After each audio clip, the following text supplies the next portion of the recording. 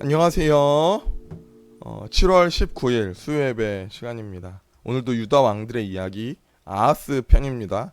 역대하 28장 21절에서 25절까지 보겠습니다. 아하스가 여호와의 전과 왕궁과 방백들의 집에서 재물을 가져다가 아수르 왕에게 주었으나 그에게 유익이 없었더라. 이 아하스 왕이 공고할 때 더욱 여호와께 범죄하여 자기를 친 다메섹 신들에게 제사하여 이르되 아람 왕들의 신들이 그들을 도왔으나 나도 그 신에게 제사하여 나를 돕게 하리라 하였으나 그 신이 아하스와 온 이스라엘을 망하게 하였더라. 아하스가 하나님의 전의 기구들을 모아 하나님의 전의 기구들을 부수고 또 여호와의 전 문들을 닫고 예루살렘 구성마다 제단을 쌓고 유다 각 성읍에 상당을 세워 다른 신에게 분향하여 그의 조상들의 하나님 여호와를 진노하게 하였더라. 아멘. 이제 진짜 악한 왕이 등장합니다. 이전 왕들은 그래도 다 이유가 있었습니다. 여호람, 아달랴 말고는 대부분 공과 과가 있어요. 과가 많은 왕들도, 공이 많은 왕들도 인간적으로 보면 어느 정도 이해가 되고 공감이 됩니다. 인간이 연약하잖아요. 잘못할 수도 있죠. 그런데 이제부터 등장하는 왕들은 악한 왕이 나옵니다. 이제 이해할 정도 수준이 아니라 대놓고 악한 왕입니다. 죄라는 것이 이렇게 굴러가는 겁니다. 오늘은 이 아하스입니다. 아하스가 그런 왕이에요. 죄라는 것이 이렇게 굴러가는 거예요. 솔로몬에서부터 조금씩 여지를 둔 죄는 솔로몬이죠. 솔로몬에서 여지를 둔 죄는 구르고 굴러서 커져갑니다.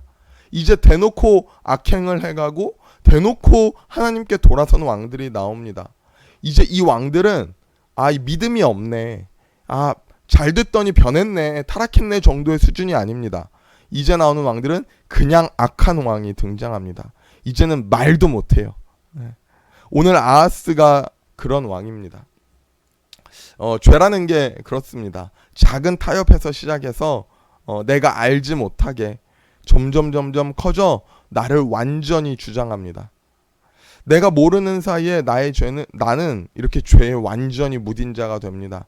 아무렇지 않게 악행을 행하고 양심의 가책을 느끼지 못하는 자가 됩니다. 이제 하나님 없는 자로, 이제는 두려움도 없는 자로 그렇게 변해 있습니다. 자, 교회 잘 나옵니다. 예배 잘 드려요. 그러면 어떻게 됩니까? 일단은 교회 자리에 나오잖아요. 예배 자리에 나오잖아요. 그러면 말씀이 들려집니다. 말씀이 들려지면 내가 죄에 예민합니다. 물론 완전하지는 않아요. 그런데 내가 알아요. 내가 이렇게 살아야 하는데 이게 죄구나. 내가 부족하구나. 내가 연약하구나. 그렇게 예배 자리에 나와 말씀을 듣고 내가 죄인임을 깨닫고 또 다시 은혜를 구하게 됩니다. 그런데 슬슬 타협하면서 슬슬 예배 참석을 안 합니다.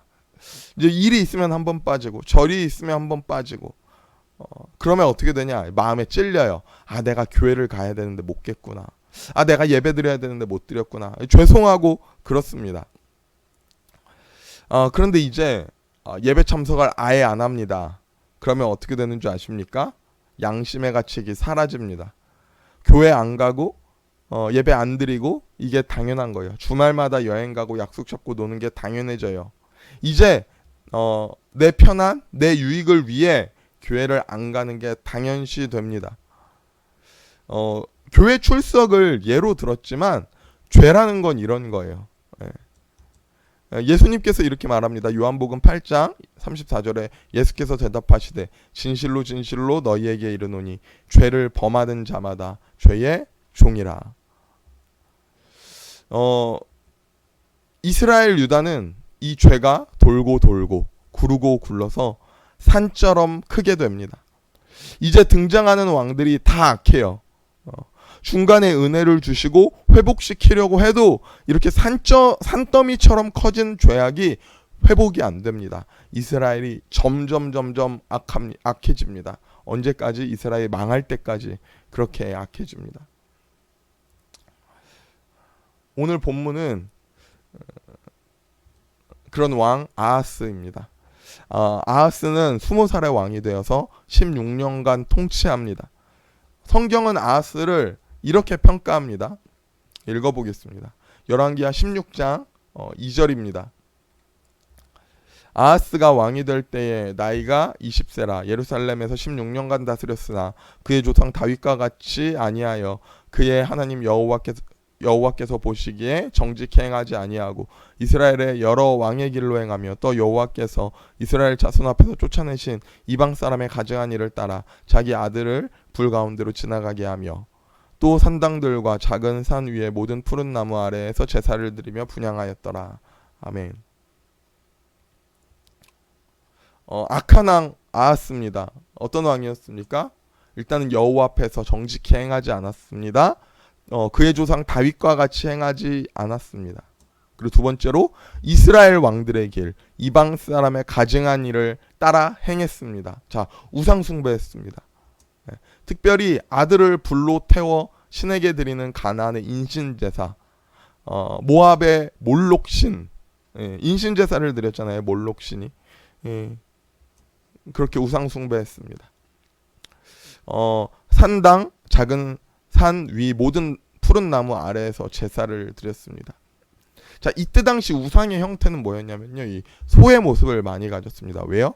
소가 강하니까요, 힘이 세니까요, 능력의 상징이었거든요. 그러니까 소를 우상으로, 또 비가 곡식을 자라게 하니까 하늘의 신, 비의 신을 우상으로 섬겼습니다. 그런데 특별히 뭐라고 나오냐면요, 모든 푸른 나무 아래에서 제사를 드렸대요. 이 푸른 나무가 뭐냐?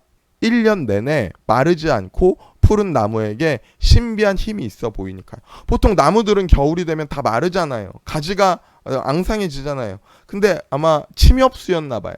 그러니까 1년 내내 사시사철 푸른 나무를 보고 능력이 있다고 생각해서 거기에서 제사를 드리는 거예요. 이게 능력이 있다고 생각하면 여기 가서, 저게 능력이 있다고 생각하면 여기 가서, 나무가 사시사철 풀러? 능력이 있나 보다. 거기 가서 우상 숭배를 하는 겁니다. 이게 아하스 왕입니다. 자, 그의 외교 그리고 전쟁을 봅시다. 아람과 북왕국 동맹국의 공격에도 공격을 해옵니다. 그때 이사야 선지자가 이렇게 말합니다. 하나님만 믿고 의지해라. 그들 연합 공격에도 그들은 성공하지 못할 거야 라고 말했습니다. 이사야 선지자는. 그런데 하나님을 신뢰하지 않은 아하스는 어떻게 합니까? 아하스는 아시리아에게 도움을 요청합니다. 그래서 어떻게 되냐? 아시리아의 봉신국으로 전략합니다. 엄청난 조국을 바쳐야 하는 비참한 국가가 되고 말아요. 어떻게까지 되느냐? 이렇게 됩니다. 열왕기하 16장 10절. 아하스 왕이 아수르 왕 디글랏 빌레셋을 만나러 다메섹에 갔다가 거기 있는 제단을 보고 아하스 왕이 그 제단의 모든 구조와 제도와 양식을 그려 제사장 우리야에게 보냈더니 어떻게 되느냐? 아하스 왕의 명령으로 아수르의 국가의 신 제단을 예루살렘에 만듭니다. 예루살렘에. 이거는 말이 안 되는 거예요. 이거는 쉴드가 안 되는 거예요.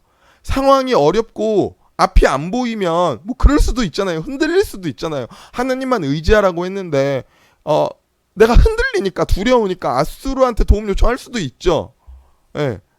100번 양보해서 인간적인 마음으로 그럴 수도 있습니다. 그런데 아수르의 국가의 신을 그 신들의 제단을 예루살렘에 만들었다는 건 말도 안 되는 거예요. 거기 있는 신들의 모형 베껴가지고 그대로 이스라엘을 세웠다? 이게 말이 됩니까? 스스로 그렇게 말을 하는 거예요. 스스로 인정하는 거예요. 우리는 아수르에 속한 나라야. 우리는 대놓고 아수르의 신하 나라야. 이렇게 한 겁니다. 이스라엘은 어떤 나라입니까? 이스라엘은 하나님이 왕이시고 하나님이 다스리는 나라예요. 그런데 다른 것도 아니고 예루살렘에 아시리아 국가의 제단을 만든다? 이건 말도 안 되는 행동입니다. 그렇게 아하스는 이 가나안의 풍습과 아시리아의 신을 이 예루살렘으로 가져와서 섬깁니다. 자, 경제는 어떻게 됐을까요? 자, 경제 당연히 박살이 납니다. 박살이 나요. 아수르에 엄청난 조공을 바치죠. 엄청난 조공을 바치고 다시 에시온 게벨 항구를 다시 상실합니다. 이 에시온 게벨은 경제의 지표를 알 수 있었던 곳입니다. 아주 중요한 항구예요. 그런데 여기도 다시 상실합니다. 중요 자본이었던 금 물론이고요. 많은 양의 곡식, 양과 소와 같은 동물도 조공으로 바칩니다. 양과 소는 목축생활, 농경생활에 필수인 동물인데 조공으로 바치는 거예요. 경제가 좋을 수가 없죠. 예. 세금도 올려야 했고요. 성전, 왕궁, 금은도 다 갖다 바칩니다. 경제가 얼마나 안 좋았냐면요. 이 시대 때는 철기 시대거든요. 근데 고고학적으로 유물을 찾아보면요. 이 시대에 발견되는 유물이 다 점토라고 해요. 다 점토. 그러니까 엄청나게 경제 상황, 백성들의 상황이 안 좋은 거죠. 이렇게 되면 당연히 사회가 부패합니다. 도덕적으로 타락합니다. 왜? 힘드니까요. 먹을 게 없으니까요. 이때 당시에 활동했던 예언자들은 예레미야, 미가 예언자가 이 시대에 활동했던 시대의 예언자인데요. 이때 선포되던 말씀이 다 사회적으로 부패하고 도덕적인 타락을 경계하는 말씀을 선포하거든요. 예, 사회는 불안하고 가진 자들은 더 횡포하고 수탈하고 많이 가진 사람들은 더 빼앗고요. 채무 노예가 되거나 없는 사람들은 떠돌이 불황자가 되기 일쑤였습니다. 재판관들도 타락해서 가난한 사람, 억울한 사람들을 들어주지 않습니다.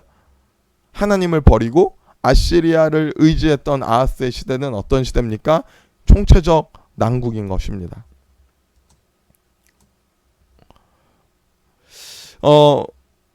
아하스 왕이 이렇게 아시리아를 섬기고 조공을 바쳤는데 그러면 아수르가 내가 너희들 잘 봐줄게. 너희들 내 신하 국가니까 내가 너희들 좀 잘해줄게. 내가 유다를 돌봐줄게 합니까? 아닙니다. 그렇지 않습니다.